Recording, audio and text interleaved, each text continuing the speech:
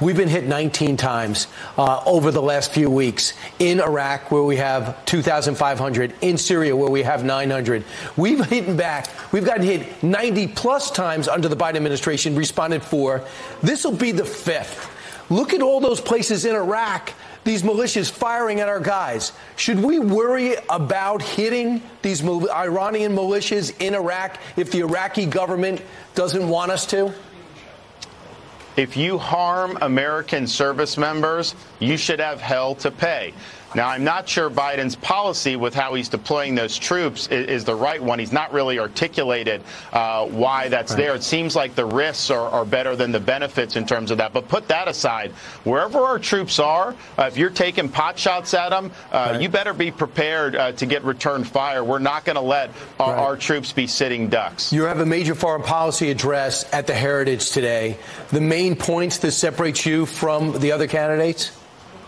Well, we're going to unveil a whole-of-government approach to deal with what really is our top threat, the Chinese Communist Party. If you look what's happening in Gaza, in Israel, and Hamas, that's all funded by Iran. Who's Iran's leading benefactor right now with the black market oil sales? China. You look at Russia and Ukraine. Who's Russia's main benefactor? China. Who represents a peer competitor to us militarily and increasingly economically?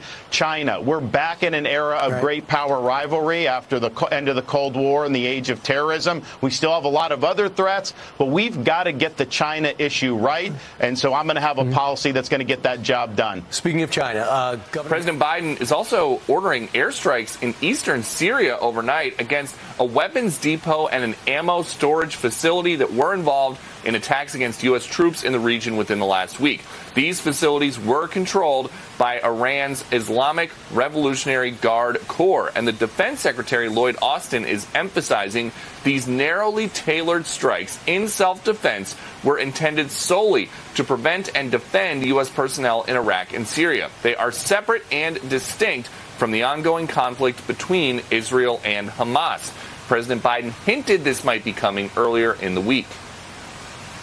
My warning to the Ayatollah was that if they continue to move against those troops, we will respond, and he should be prepared. It has nothing to do with Israel.